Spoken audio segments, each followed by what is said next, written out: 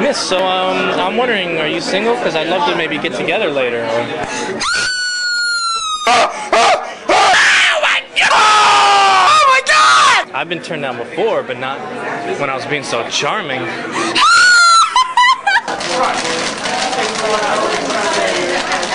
So, Miss, what brings you out today? I'm here because I am the grandmother of Angela Goethals, and she's in the movie. I'm very happy to be here, very proud of her. Oh, she's been acting since she was 5 years old. The one that you might know about is Ben Affleck's Changing Lanes. Oh, cool. And she was marvelous. She had a cameo role in which the camera was very far away, and she had this monologue, and the camera moved in and in and in until it just got her face, and then her nose, and then just her lips. And it's a stunning performance. So what was your inspiration for making this picture? It was an interesting, it's when all those idiosyncrasies sort of line up and create something very serendipitous and, you know, multisyllabic. I think what happened was I got a script in 2002 written by this really, really smart, bright, witty, pithy guy named David Stevie, and I had a background in the Academia of Horror Convention, and this guy had a great foundation for a great horror comedy, and we came together and sort of fused our two places together into one, and that's where it came from. I mean, it was a great foundation for me to infuse what I knew about the genre. What do you want the viewer to get after they've seen your picture this evening? Different for different viewers. I want the horror fan to feel as though we did it right. We got it right for the horror fan. We entertain them, but this is not just a gratuitous parody. Hopefully it's more of a cerebral and satirical deconstruction. I mean, go as far as say it's postmodern look at the horror convention, and so I hope that audiences come away not just thinking this is just another horror film. This is something that's maybe there's something a little different with the genre. So you've gone through a lot of trial and tribulation and struggle, and maybe people saying, you know, oh, you suck, you're no good. What was like the juice that got you going, and maybe what was your lowest point when you said, you know what, forget it, I'm out of here? One has to understand that this business is a subjective business. At the end of the day, it's art, and regardless of whether or not somebody thinks something is terrible or something is great, it really doesn't matter, because it's not a fact. It's not objective. And if you can take somebody's criticism and, you know, say, all right, I respect that, that's fine, that's your opinion, but you're still passionate about something that really should matter at the end of the day. Maybe it makes raising the money a little more difficult, but at the end of the day, it doesn't bother me. I certainly hope to entertain, and I hope to you know, make something that people really respond to positively. But if somebody hates this thing, you know, that's his or her opinion, and that's the way one really needs to feel, unless one is going to live a short life of, you know, with a heart attack and die. Jonathan. We got podcast action. Yeah. In the house. I remember you from the podcast. I remember. I play Todd. I'm a cameraman in the movie, and I can't get too into it because I don't want to ruin the ending or anything like that. But it's if you know anything about the movie, it's half documentary, half horror film, and I'm part of the documentary crew. I played Doug, part of the docu crew with Britton here. I kind of am a reluctant semi-hero, you might say. I play a fledgling journalist, very eager to learn, and I'm interviewing Nathan's character, who is the crazy Leslie Vernon, rumored to be the next famous psycho slasher killer guy.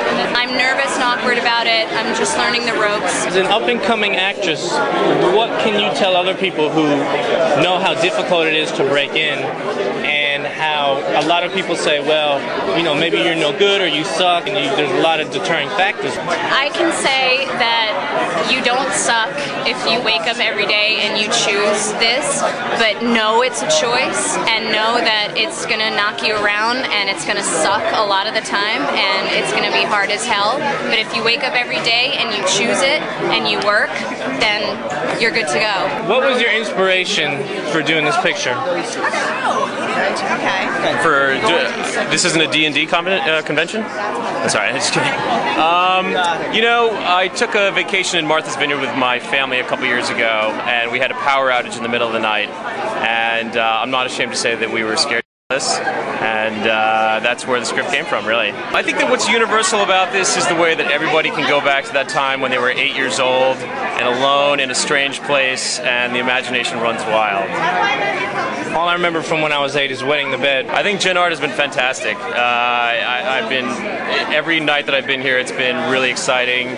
I think that they're really making a big push to make themselves into a major player in the festival world, and I think that their taste and their selections, I mean, mine included, have been fantastic. But I mean, I think there have been some great films that I've seen besides the lineup for tonight, and I just think it's fantastic. I think they're a great organization. What are you guys looking to get out of the two pictures tonight, the short and the feature?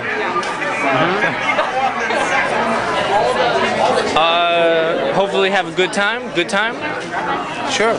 Okay, good. I've heard good things about it, so I'm just checking it out to see if the person who said good things about it was I'm hoping to see something that's an interesting and different take on the regular slasher movie. I hope to laugh. I hope to be grossed out.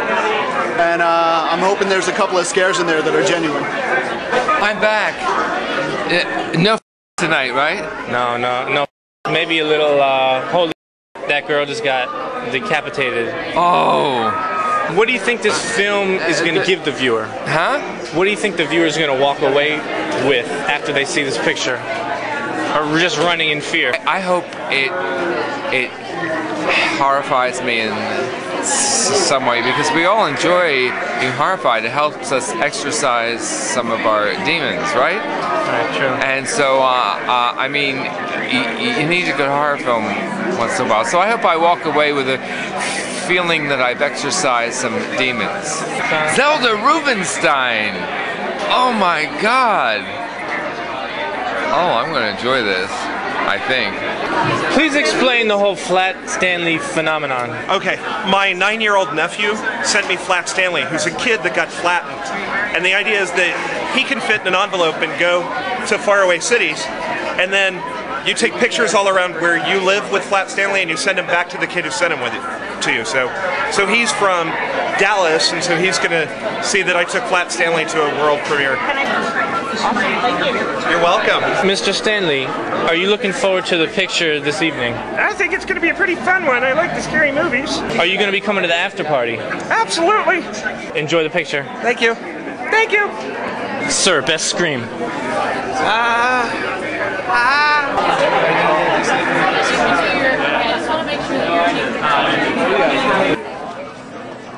You know, it's like in those dreams where you can't really scream. You excited? I'm very excited. Yeah. Sir, are you excited to see the picture? I've already seen it.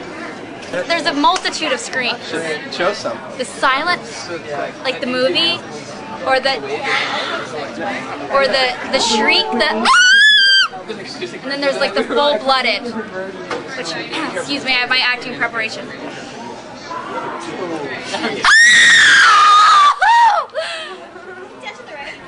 No, we can still be friends. That was cool. Oh, well, I mean, what kind of friends? Just minutes to go. Your picture. On the side. Welcome. Thank you all I for just coming. got really, really nervous. We're clapping for you. My name is Ian Gerard. As the CEO and founder of Gen Art, I'd like to warmly welcome you to the 4th night of the 11th annual Gen Art Film Festival presented by Acura. Woo! On the homepage of iTunes on their podcast section. Yeah, I heard it was pretty good. Awesome. Yeah, and we've got David Jr. over there. Hi. Over there. Shooting podcasts, so we may come up to you and like ask you some questions and try to interview. Don't be frightened. He's a little scary looking man, but big scary looking man, but he's harmless, I promise, right? David? Sure. Cool. So enjoy yourself. Come back for night 5. I think we have tickets left for the next 2 nights. Nothing. This feature film that you're going to see tonight is, I was just blown away. It's been a long time since I've had the range of reactions that this film brought out in me, and love the fact that we can show a film that has some like serious gore in it too here at the festival. So I hung out with him at South by Southwest. I've heard about him for a very long time. I'd like to introduce you to the director, very cool guy, Scott Glosserman.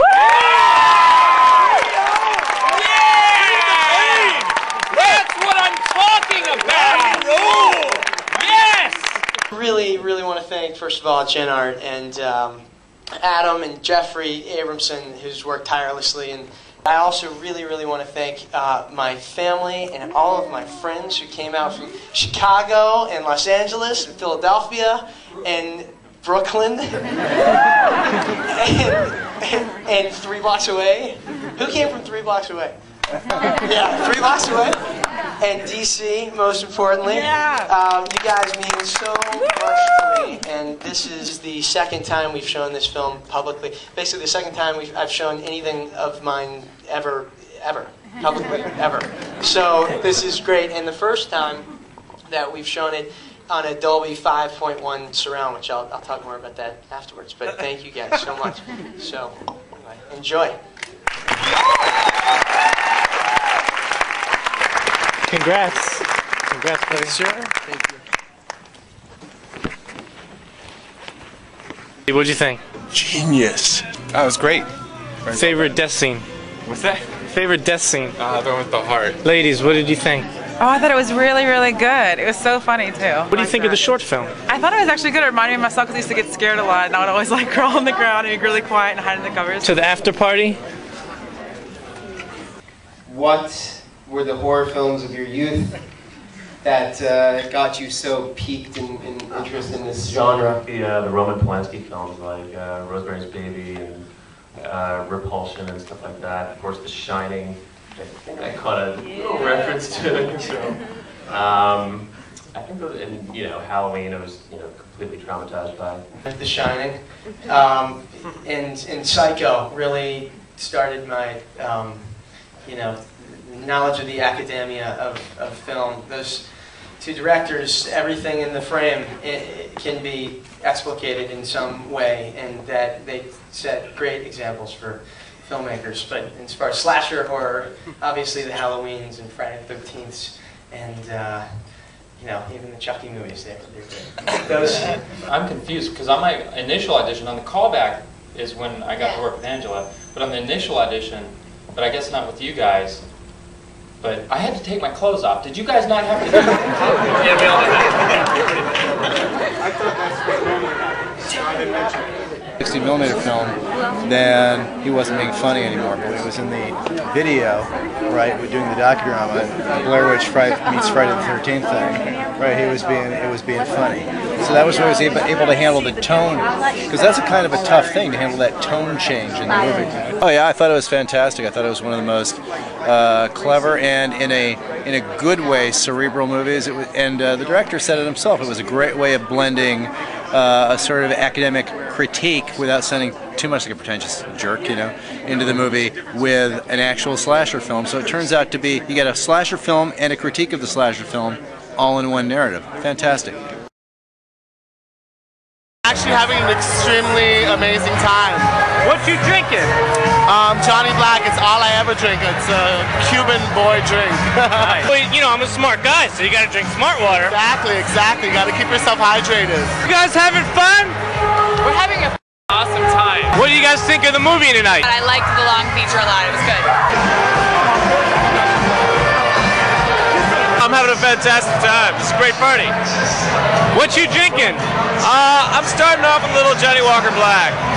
You gonna be dancing it up later? You're gonna see me. You're gonna see me on the floor. You're not gonna believe it. You liked it? Yeah, it was great. I'd seen it before. Many times. A few times. We live together, so she's seen my film, I think, more than she ever needs to again. In fact, from the inception, from when it was just an idea. Now you're at a party about that idea. I know, so it's great. It's great to have been there from the beginning. Are you having fun tonight? Are you? Oh, I always have fun.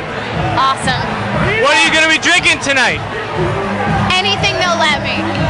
Really like your performance. How did you get into character? What projects do you have coming up?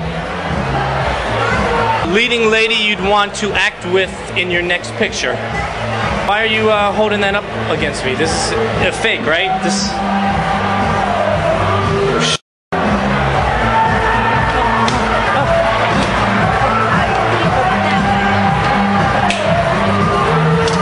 No, man, I didn't mean it. Oh, it's a Gen Art girl. You having fun? Yeah, I'm having fun. Ladies having fun? Yeah, woo! Drinking Johnny Walker Scotch Blades right now. Like being casual like this. What's up? We're all playing with our toys.